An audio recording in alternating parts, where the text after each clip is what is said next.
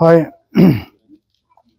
আজি গণশিল্পী ৰাজীৱ শদিয়া আমাৰ মাজৰ পৰা হেৰাই গ'ল অকালতে।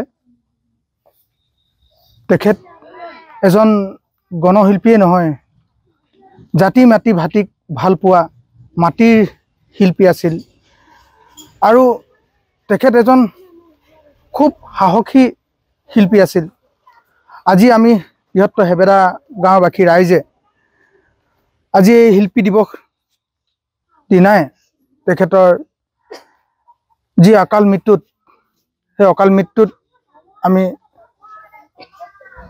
শ্ৰদ্ধাঞ্জলি জ্ঞাপন কৰিছোঁ আৰু তেখেতে য'তেই নাথাকক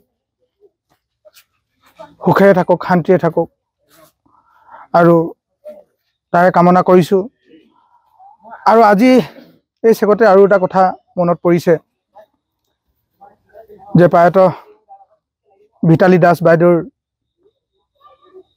স্বামী ভূপেন দাস তেখেতেও আজি আমাৰ মাজৰ পৰা হেৰাই গ'ল। তেখেত এজন বিখ্যাত তবলাবাদক আছিল আৰু তেখেতৰো আজি এই চেগতে শ্ৰদ্ধাঞ্জলি জ্ঞাপন কৰিছোঁ আমাৰ হেবেৰাবাসী ৰাইজৰ তৰফৰ পৰা। মই এটা কথাই কওঁ, ৰাজীৱ শদিয়া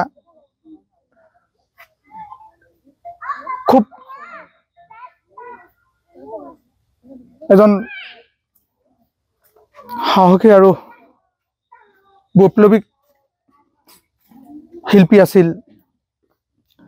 আমাৰ 28 ডিচেম্বৰ 2024 তাৰিখে আমাৰ গাঁৱত হেবেৰা প্ৰাথমিক বিদ্যালয়ত তেখেতে অনুষ্ঠান পৰিৱেশন কৰিবলৈ আহিছিল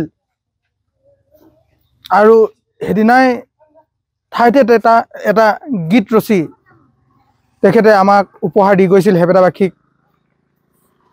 আৰু তেখেতে আমাৰ হেবেৰা গাঁও খুব মৰমেৰে আৰু খুব ভাল পাই গৈছে আৰু লগতে এজন শিল্পীয়ে যি বিচাৰে অনুষ্ঠান পৰিৱেশন কৰি থাকোঁতে হয়তো অকণমান আমাৰ পলম হৈ গ'ল, সেয়ে আমাৰ ৰাইজ অকণমান পাতলা আছিল যদিও, কম আছিল যদিও খুব ভালদৰে পৰিৱেশন কৰি গ'ল আমাৰ অনুষ্ঠানটো। আৰু সিদিনা তেখেতে খুব সুখী অনুভৱ কৰিছে আৰু লগতে কৈছে আমাৰ হেবেৰাবাসীক ধন্যবাদ জ্ঞাপন কৰিছে। আমি তেখেতক যি দিবলগীয়া মাননি সেইটো আমি সম্পূৰ্ণ কৰি দিছোঁ তেখেতক। আৰু খুব তেখেতে তেতিয়াই কৈ গৈছিল, খুব আমাৰ হেবেৰা গাঁওখনক ধন্যবাদ জ্ঞাপন কৰিছে তেখেতক। আৰু আমি নোপোৱাৰ বাবে শেষ যে অনুষ্ঠান পৰিৱেশন কৰি গ'ল এইটো আমি আজি খুব দুখ অনুভৱ কৰিছোঁ। খুব ভালকৈ আকৌ লগ পাম বুলি ভাবিছিলোঁ। খুব তেখেতে কথা দি গৈছিল আকৌ লগ পাম, আকৌ ভালদৰে অনুষ্ঠান পৰিৱেশন কৰিম তেনেকৈ বুলি। আৰু মোৰ ব্যক্তিগতভাৱে তেখেতে খুব এজন মোৰ লগত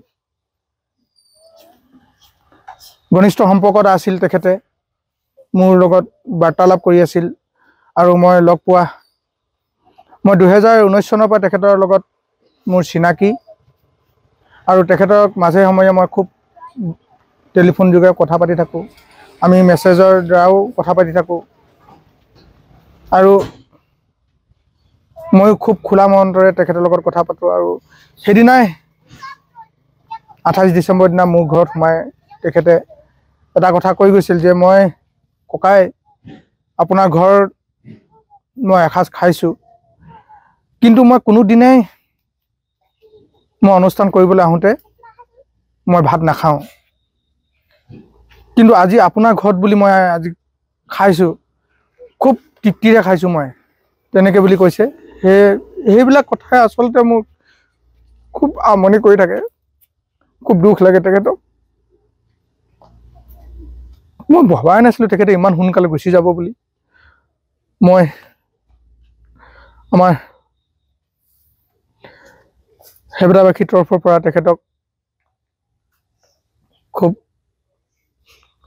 অশ্ৰুসিক্তৰে ধৰণে আমি শ্ৰদ্ধাঞ্জলি জ্ঞাপন কৰিছোঁ আৰু লগতে শোকসন্তপ্ত পৰিয়ালবৰ্গলৈ সমবেদনা জ্ঞাপন কৰিছোঁ। আমি খুব সোনকালে হেবেদাবাসীৰ ফালৰ পৰা আমি তেখেতৰ গাঁৱৰ শদিয়া গৃহলৈ আমি ৰাওনা হ'ম বুলি ভাবিছোঁ। শ্ৰদ্ধাঞ্জলি পত্ৰ এখন প্ৰদান কৰিম আৰু লগতে তেখেতক সহধৰ্মিনী মাত এষাৰ দি আহিম বুলি যাম আমি খুব সোনকালে। আমি হেবেদাবাসীৰ তৰফৰ পৰা ইয়াকে কৈছোঁ।